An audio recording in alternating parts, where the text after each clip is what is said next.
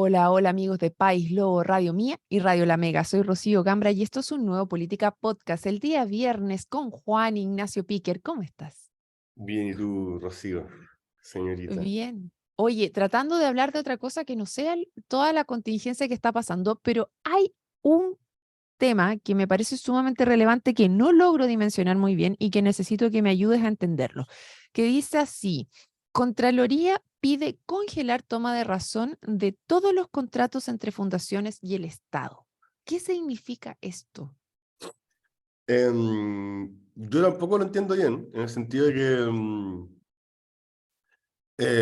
la toma de razón es para las cosas que está definido que hay cosas que sí tienen que tener toma de razón y otras que no. En general se considera que los reglamentos de aplicación de leyes tienen que tener toma de razón, y las asignaciones de fondos por sobre ciertos montos. Y está lo que se conocen como los decretos exentos, que el decreto exento está libre de toda razón, que normalmente los decretos exentos son ordenanzas menores, eh, y asignaciones de fondos por menos de cierta cantidad de plata, que es una cantidad de UTM. Eh, entonces, y por eso yo creo que usaron si te fijáis, el titular dice la palabra pide. Me da la sensación de que lo que hizo Contraloría con el gobierno es pedirle al gobierno que deje de asignar fondos. Los fondos que son resignación porque esa es la otra cosa, que está mercado público, que es la contratación del gobierno de bienes y servicios, y está el registro de colaboradores del Estado, que es para transferencias de capital a entidades que ejecutan programas del Estado. Y son dos portales distintos, los dos coordinados desde el Ministerio de Hacienda. Y por lo que entiendo, la petición de Contraloría es que todo lo que es asignaciones de capital a colaboradores del Estado se congelen. Y que la palabra es petición porque todas esas transferencias, si son bajo ciertos montos, están exentas de toma de razón de Contraloría. Mm. Eh, o sea, yo me estuve estudiando los decretos exentos, o sea, los decretos de asignación de los fondos de esta fundación en Antofagasta, y son todos decretos exentos.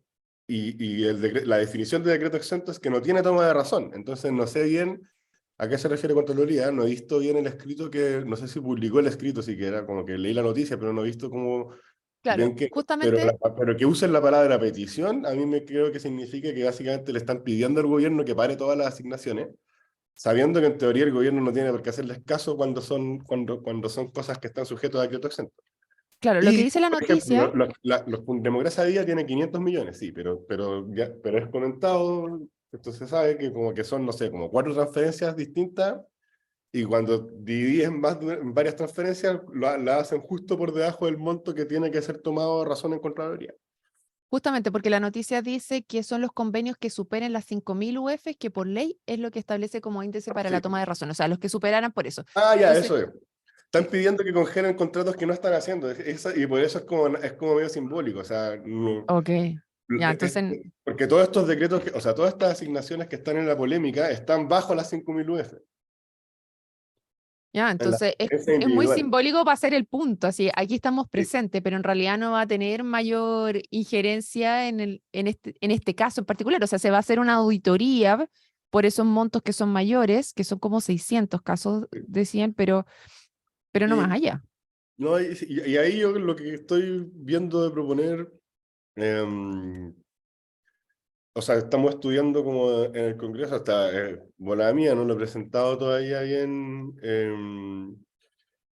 ¿A la eh, banca? como al equipo, es que es ver de hacer una.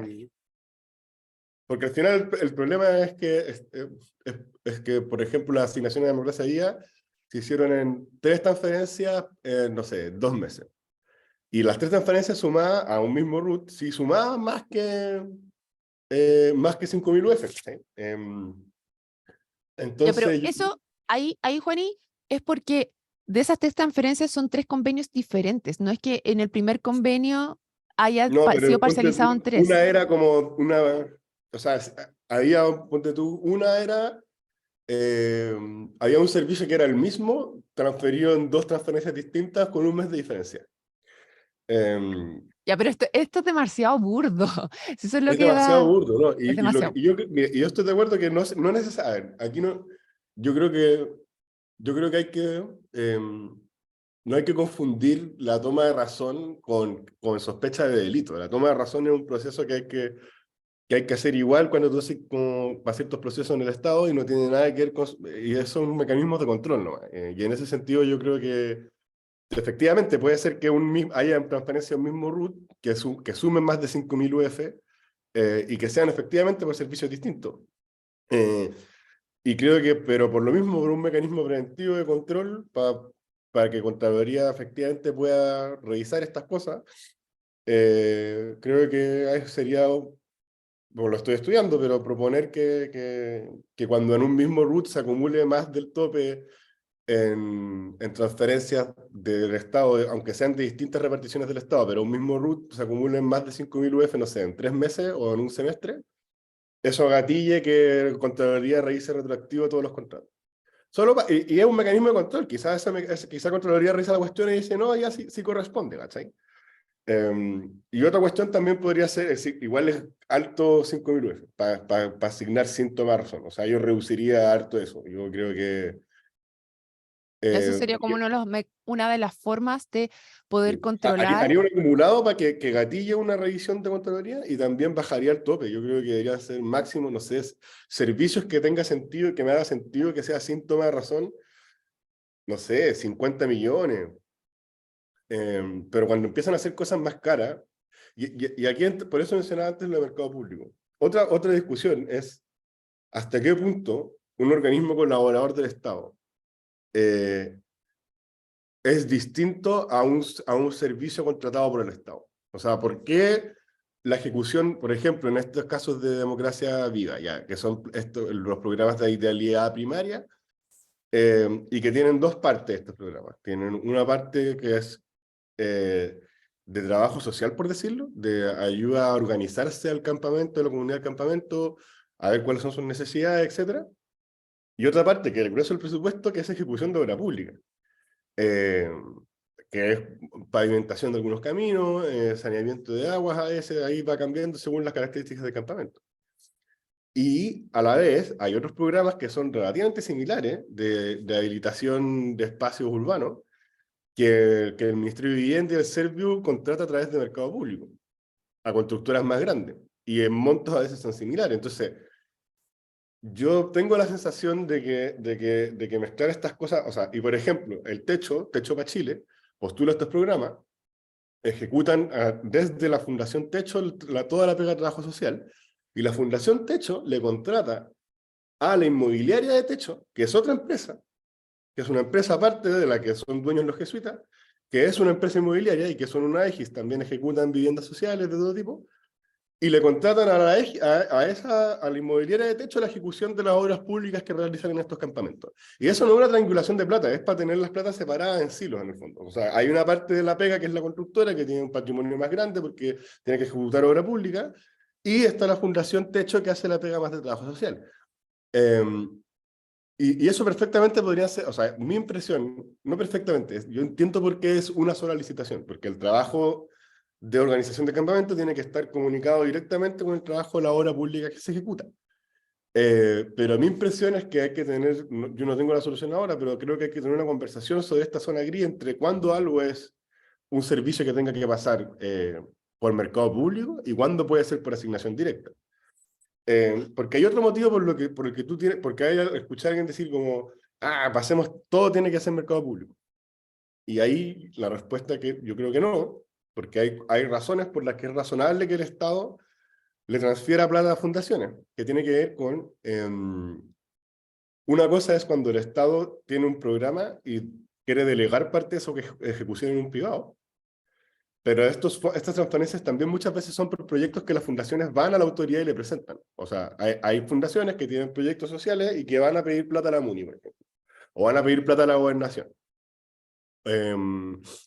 Y se ve el proyecto y se decide que es bueno y se transfiere plata. Y eso no hay que, o sea, no hay que impedir eso. O sea, sería Ya, pero Juani, ahí no necesariamente tiene que ser una asignación directa, puede ser un concurso de fundaciones en particular, porque entendemos la necesidad de tener fundaciones en el sentido que vienen a identificar algunas problemáticas que de repente el Estado es muy lento para poder identificar, que tienen cierta sensibilidad y la presentan. Así, por ejemplo, Sí, escuchaba a un profesor de la Católica que decía el tema de la violencia a los niños o de la vulneración de derechos partió mucho antes con tema de la sociedad civil, haciendo distintos grupos, haciéndose cargo, mucho antes de que existiera el Sename propiamente tal. Tenemos el caso de la Teletón, que varias veces ha salido a colación ahora también, porque identifican una posición de vulnerabilidad dentro de la sociedad y se vienen a hacer cargo de eso y ahí reciben aportes desde distintos lugares sí. y dentro de eso también el Estado. Entonces, las Y fundaciones y también este tipo de uno puede organismos abrir te permiten. concursos ad hoc, en el sentido de que, o sea, esto sí también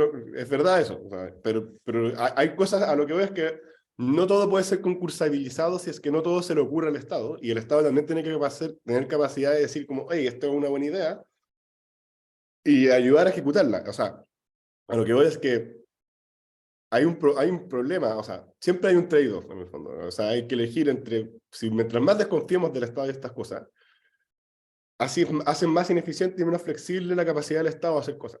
Y después uno se queja de que el Estado es ineficiente. ¿Cachai? Y a la vez, Mm. si les das más libertades, abrís más espacio eh, a estos espacios de corrupción. Y ese siempre hay, o sea, y esto es algo que yo creo que los liberales discuten poco y creo que lo deberíamos hacer más, y es que hay una tensión entre eficiencia del Estado Mm. y libertades individuales. O sea, si el Estado es muy eficiente y una máquina ejecutiva muy, muy eficiente, eso pone en riesgo las libertades individuales. O sea, hay una cierta, en la medida que el Estado sea ineficiente en hacer ciertas cosas, va a ser más difícil que el Estado eh, pueda tener un control como más completo sobre la sociedad, ¿cachai? O sea, y hay que tomarse en serio esa cuestión, porque el Estado no es una cuestión neutra.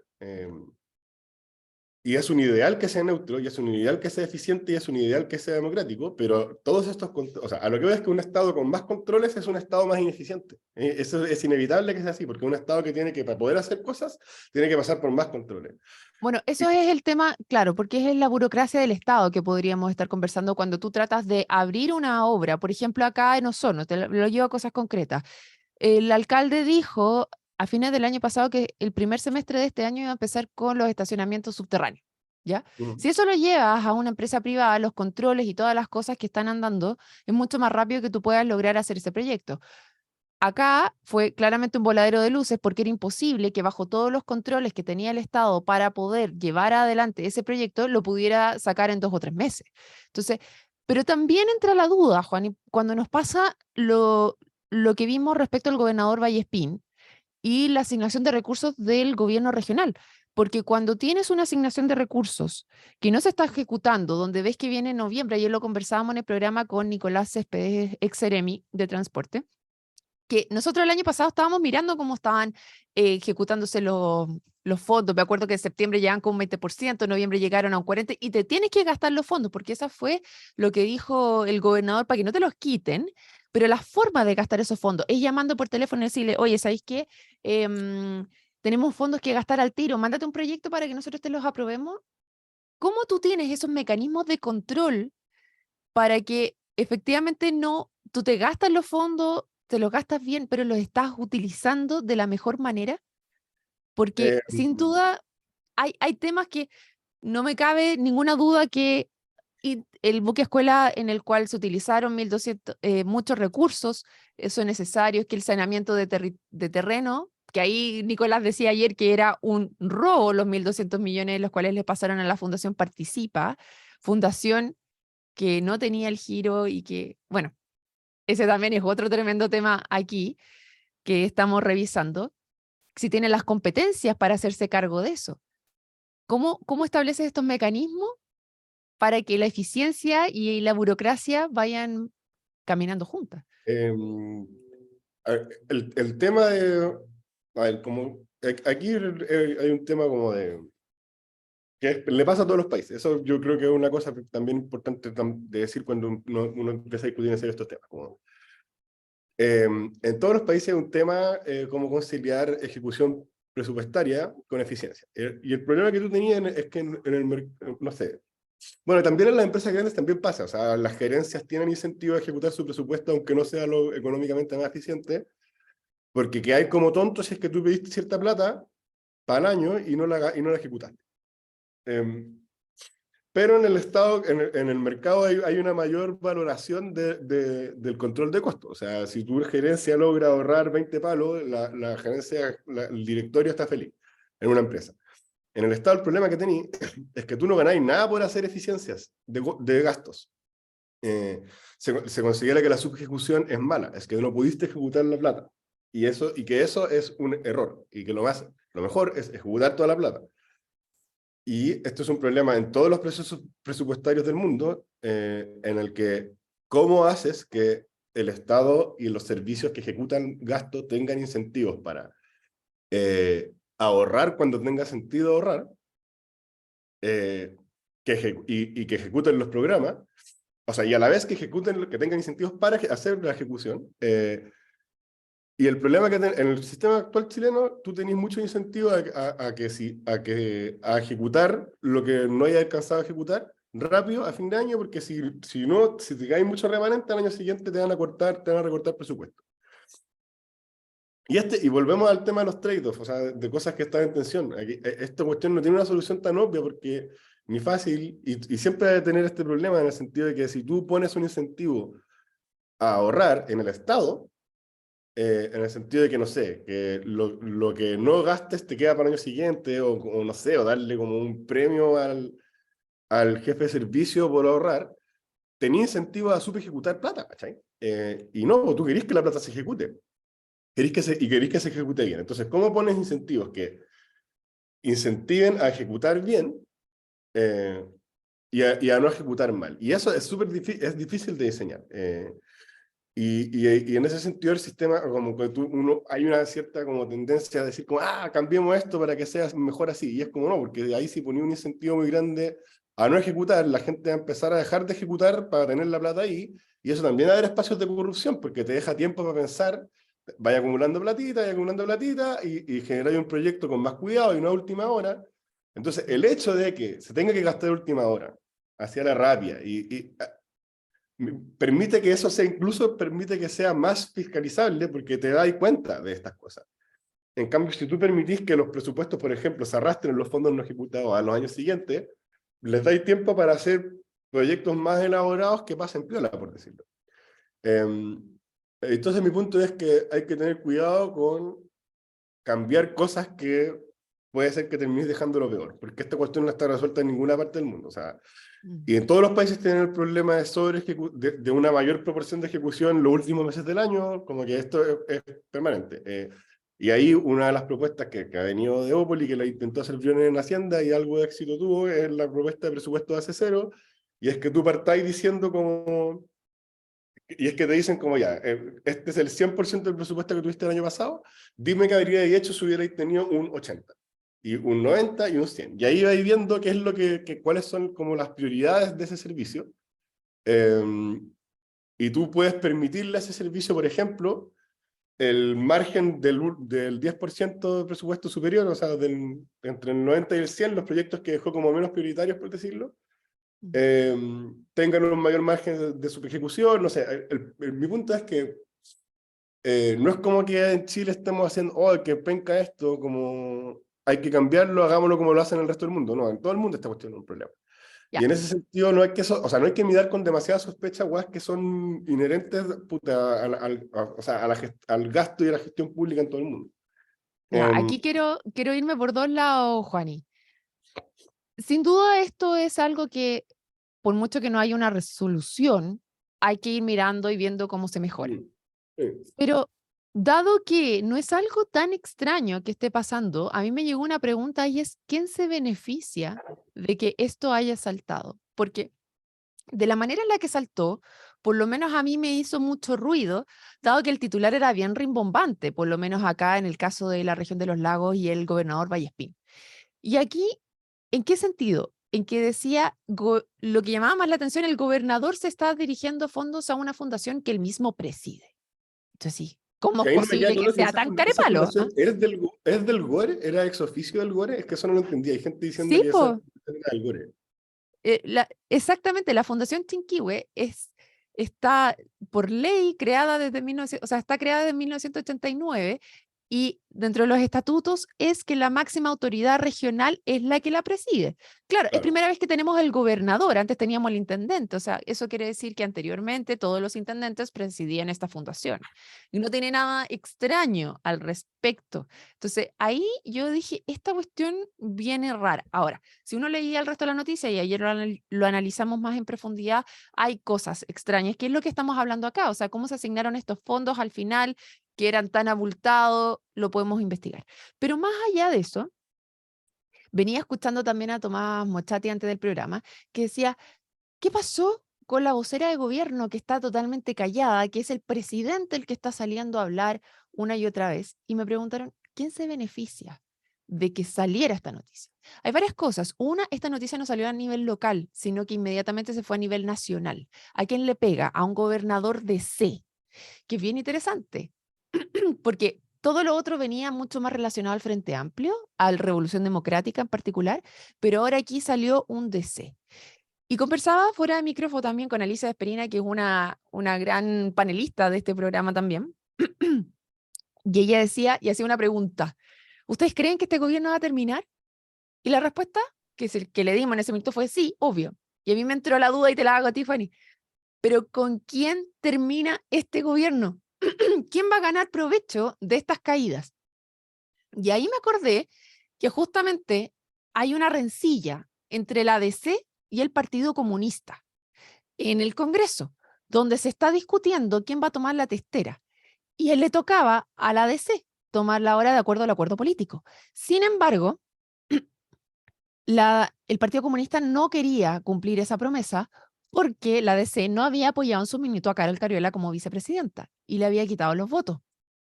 Entonces ahora es una vuelta de mano. Entonces yo dije, epa, si aquí le estamos pegando a la DC, esto viene de tan arriba, no, y la ministra vocera de gobierno, Partido Comunista, está tan calladita al respecto, ¿no será que esta es una jugarreta o un modus operandi del Partido Comunista para sacar a la DC más lejos todavía y posicionarse más aún y captar la parte que el Revolución Democrática está dejando, porque no sabemos, por ejemplo, si el Ministerio de Desarrollo Social, a cargo de Giorgio Jackson, va a seguir él ahí dado todo este cuestionamiento.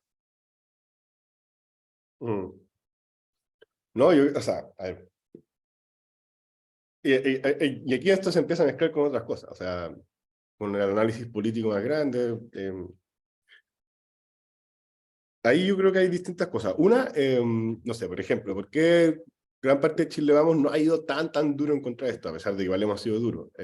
Y también de las concertaciones, porque nosotros también hacíamos asignaciones directas, siempre todos los gobiernos lo han hecho. Entonces, si nosotros nos ponemos a escarbar todas las asignaciones directas de todos los gobiernos, también van a encontrar cosas que van a catillar ruido. Y creo que la prensa, que es su rol, yo no quiero decir como, oh, maldita prensa, pero pero ha levantado cosas que yo creo que algunas son cosas que pueden ser más graves y otras que lo encuentro más dentro de lo normal. O sea, por ejemplo, se han ido en contra de la Fundación Urbanismo Social, que lleva años haciendo estas pegas y hacen bien la pega. Y es feo que, que tres directores importantes de ellos hayan pasado a ser Seremi y también estén militando en RD, y ahí es un error de ellos de no pensar como en la viabilidad de largo plazo de su fundación.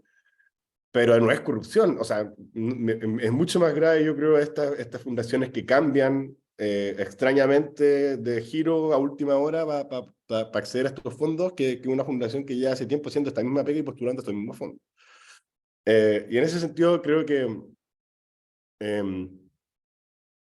una primera cosa es decir que aquí no es como una cuestión, no una cuestión que necesariamente inventó el Frente Amplio. O sea, aquí puede ser que hayan casos similares en gobierno anterior. Y en ese sentido esto se engancha con una pelea, con peleas más grandes, y aquí hay que volver atrás y decir como, bueno, el Frente Amplio como que hizo toda su carrera política para llegar al poder, criticando lo malas y corruptas que eran, no sé, que era la concertación y la derecha. Y que ella era un proyecto como nuevo y que iba a cambiar las prácticas. Y en un año y medio, básicamente, empiezan a tener casos relativamente similares. Y de hecho, en monto esta cuestión, no sé, por ejemplo, Democracia de Día son 500 palos.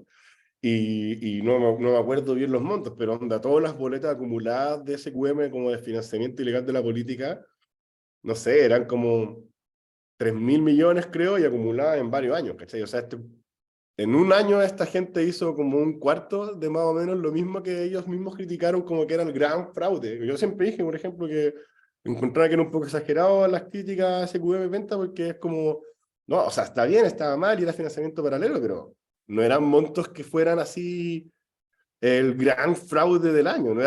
Era mucho menos plata que, por ejemplo, la plata que se robaron en Carabineros o las platas que se robaron los militares con los fondos reservados del CODRE. Era mucho menos plata que eso. Y muchas veces se discutió como si fuera lo mismo. Y era muy distinto. Y en este caso, mi punto es que esto se mezcla con una pelea política histórica. Y aquí el Frente Amplio está pagando el haber hecho carrera, haciéndose pedre a la concertación. Entonces, ¿por qué el socialismo democrático no defiende mucho nada? Y es porque el socialismo democrático, ¿por qué los va a defender si ellos mismos, esta gente hizo carrera? Entonces, aquí hay una oportunidad muy grande de empatar, de decir, ya cabros, ¿vieron? Como ustedes son la misma cuestión. Y peor porque empezaron a hacer esto cuando llevan un año de gobierno. Nosotros, por lo menos, la concertación estuvo 20 años en democracia. Y el Mob Gate explotó todo y casi la mayor parte de los casos estallaron en el 2000 más que en los 90. Entonces, yo creo que es inevitable que esto también se vuelva un campo de batalla política y aquí está. En el gobierno hay tres, no hay dos coaliciones, hay tres. Está el PC,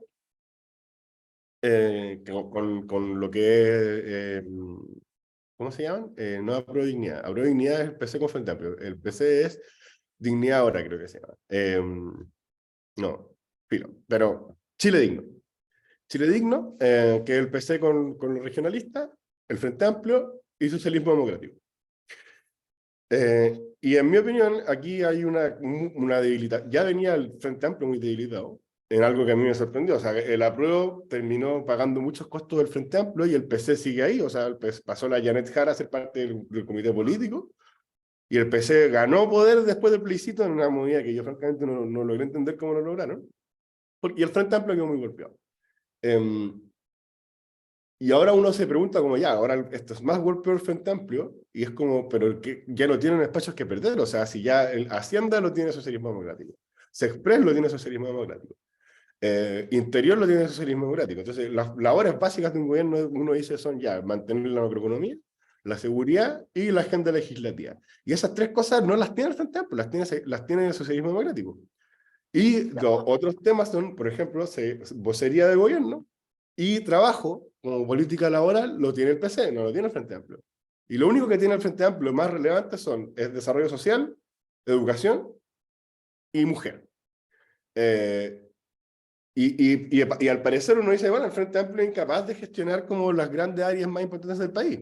¿Y qué más ahora qué va a perder el Frente Amplio? Se tendría que sacar a Giorgio de Desarrollo Social y al ministro de Educación y RD uno de los pilares del gobierno políticamente para Boric, entonces es rara la cuestión, porque como que no queda mucho espacio para cambiar nada ya. Y efectivamente creo que tenéis razón, o sea que el PC tiene un espacio para crecer en poder relativo, o sea que, porque el PC dice ya, Boric le dio más poder al socialismo democrático, pelearme con el socialismo democrático no es un tan buen negocio.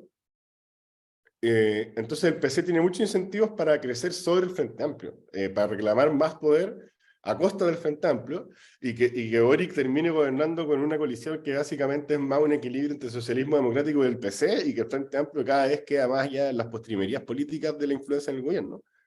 Y la gran influencia que tiene el Frente Amplio sobre la agenda no es menor, es tener al presidente. El presidente nunca va a ser ni PC ni PS, el presidente es del Frente Amplio. Juani, se nos acabó el tiempo, querido amigo. Se nos acabó el tiempo. Esta teleserie que está pasando, sin duda nos lleva a seguir haciendo estas conjeturas. Yo asumo lo tuyo y también digo, no solamente no ir a pelear con el socialismo democrático, pero sí a aislarlo y dejar a la DC y darle el golpe de vuelta. Así que nada, queridos auditores, los dejamos invitados para el día lunes a otro Política Podcast. Muchas gracias, Juani. Chao.